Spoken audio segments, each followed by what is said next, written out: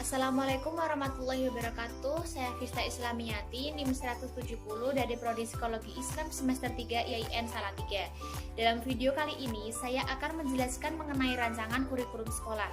Jadi, kurikulum sekolah yang saya buat di sini ditujukan kepada peserta didik sekolah dasar dengan menerapkan pembelajaran berbasis agama, pembelajaran yang menyenangkan, memperhatikan bakat dan minat siswa, serta memberikan pelayanan fasilitas yang memadai.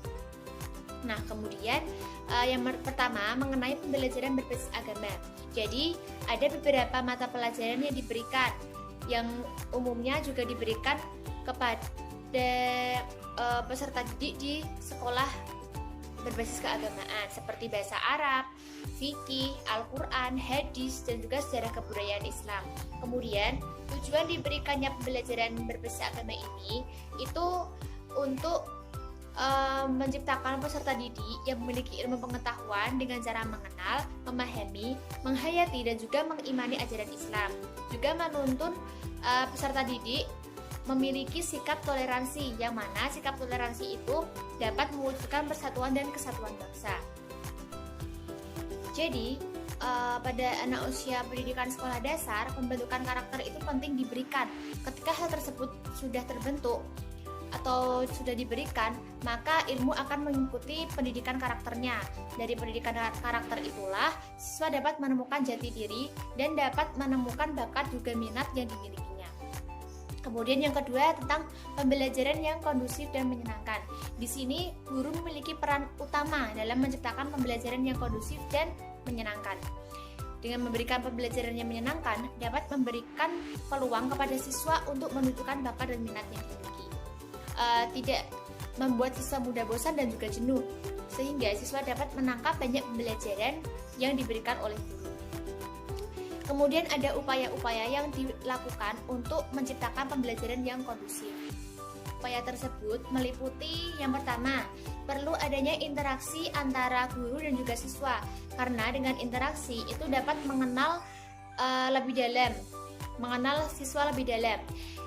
Juga dari pendekatan atau pengenalan ini dapat membuat pembelajaran berjalan dengan baik. Kemudian hal-hal lain seperti mengenal tipe belajar siswa. Kan setiap siswa itu memiliki tipe belajar yang berbeda-beda. Jadi sebagai guru kita harus menyesuaikan. Jadi mungkin dalam setiap pertemuan itu diberikan tipe pembelajaran yang berbeda, kadang visual, kadang audio, dan sebagainya. Kemudian yang kedua, menghargai pendapat siswa. Yang ketiga, peran guru itu membantu, memahami, dan tidak memaksa. Dan yang keempat, peran siswa itu aktif, niat belajar, dan memiliki kemampuan awal. Aktif di sini, guru perlu memberikan pertanyaan kepada siswa yang dapat menciptakan kegiatan berdiskusi dan yang sesuai dengan kemampuan awal yang dimiliki siswa. Kemudian niat belajar dapat dimunculkan dengan cara guru memberikan motivasi kepada siswa. Yang kelima, ada melakukan evaluasi ketika proses pembelajaran. Jadi di sini guru melakukan evaluasi, di mana evaluasi dilakukan pada proses pembelajaran dan pada akhir semester. Yang keenam, memperhatikan sarana belajar. Jadi sarana belajar di sini meliputi bahan pembelajaran, media pembelajaran, peralatan, lingkungan, dan juga fasilitas. Nah, kemudian yang ketujuh, tidak ada PR. Mengapa tidak ada PR? Karena di akhir pembelajaran atau di akhir kelas nanti akan diadakan diskusi yang mana membahas tentang materi yang tadi baru saja diberikan, supaya menggali seberapa jauh siswa dapat memahami pengetahuan yang diberikan oleh guru. Juga maksud tidak diberikannya PR di sini itu karena siswa di luar sekolah itu memiliki waktu yang digunakan untuk bersosialisasi dengan keluarga, dengan lingkungan, dan juga digunakan untuk bermain. Jadi jangan memberikan terlalu banyak beban kepada anak usia sekolah dasar.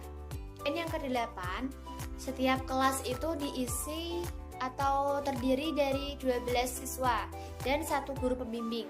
Mengapa hanya 12 siswa? Supaya terciptanya pembelajaran yang kondusif. Kemudian guru juga penting memberikan pernyataan atau materi yang dapat membuka pemikiran siswa, yang nantinya dapat menciptakan suasana diskusi atau kerjasama dengan teman di kelasnya. Yang kesembilan itu guru menyusun pelajaran yang menantang dugaan siswa. Jadi itu siswa nanti akan memiliki rasa penasaran, kepo dengan apa yang diberikan oleh guru, sehingga akan terbuka pikirannya dan akan menimbulkan pendapat-pendapat yang bebas dari siswa. Kemudian ada upaya-upaya untuk menciptakan pembelajaran yang menyenangkan, yaitu dengan memberikan permainan di dalam pembelajaran. Kemudian dalam permainan di sini itu seperti menghafalkan rumus atau menghafalkan sila-sila Pancasila menggunakan lagu.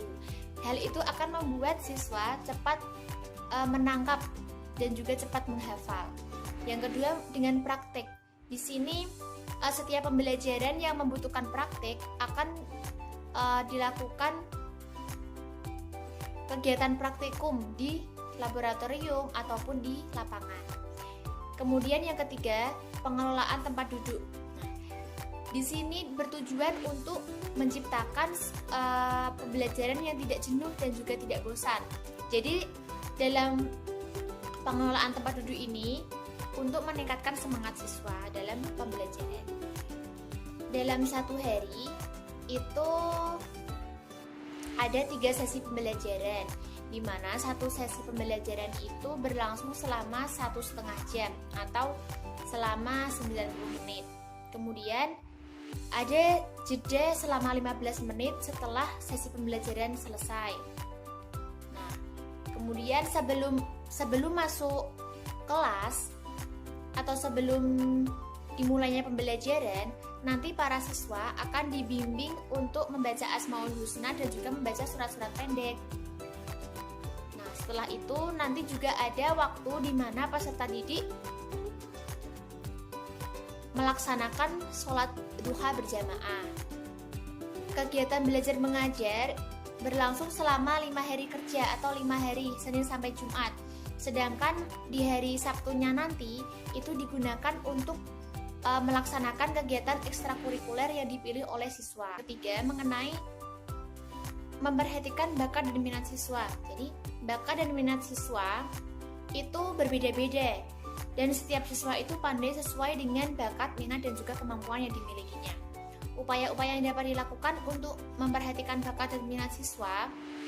Yang pertama, itu tidak adanya kelas unggulan atau menerapkan kelas inklusif, di mana tidak membedakan anak yang pandai dan anak yang kurang pandai. Jadi semua itu akan disamaratakan dan ditempatkan pada beberapa kelas yang sama. Kemudian, mengapa hal ini dilakukan? Mencampur siswa yang pandai dan yang kurang pandai, karena semua siswa itu memiliki kesempatan yang sama untuk belajar, memiliki kesempatan yang sama untuk mendapatkan pengetahuan gitu. Yang kedua, adanya ekstrakurikuler merupakan suatu wadah untuk mengasah dan menyalurkan bakat peserta didik. Nah, di sini ada beberapa ekstrakurikuler. Yang pertama ada ekstrakurikuler bahasa asing, yang kedua olahraga, yang ketiga seni, yang keempat pramuka, yang kelima IT. Nah, dan siswa wajib mengikuti satu ekstrakurikuler. Jadi untuk mengetahui bakat dan minat siswa, nanti diadakan pelaksanaan tes bakat. Dan pihak sekolah juga memiliki kewajiban untuk memberikan rekomendasi kepada siswa dalam memilih ekstrakurikuler. Nanti akan ada pelaksanaan tes bakat yang dilaksanakan di akhir semester di kelas 3. Dan kemudian di kelas 4-nya akan ditempatkan sesuai dengan bakat dan minat yang dimiliki oleh siswa. Yang keempat, ada menyediakan fasilitas yang memadai. Di sini ada fasilitas berupa perpustakaan, laboratorium atau ruang praktek, yang ketiga gedung kesenian, yang keempat gedung olahraga, yang kelima ruang IT, yang keenam UKS, dan yang ketujuh musola. Yang kedelapan itu nanti di setiap kelas atau ruangan akan dilengkapi dengan LCD proyektor, AC, dan juga fasilitas lainnya seperti mading, kemudian rak buku dan lain-lain sebagainya. Nah, yang kesembilan ada kantin cerdas, di mana di sini kantin ini menyediakan makanan organik, tidak makanan yang mengandung pewarna ataupun pengawet. Yang kelima ada program-program sekolah. Yang pertama ada pendidikan bebas biaya selama 3 tahun. Yang kedua, pengembangan profesi untuk guru dengan tujuan meningkatkan wawasan dan pengetahuan guru. Yang ketiga, sholat duha berjamaah, itu untuk melatih siswa dalam meningkatkan ibadah dan memiliki rasa syukur atas nikmat yang diberikan oleh Allah Subhanahu wa taala. Mungkin itu saja yang dapat saya sampaikan, kurang lebihnya mohon maaf. Wassalamualaikum warahmatullahi wabarakatuh.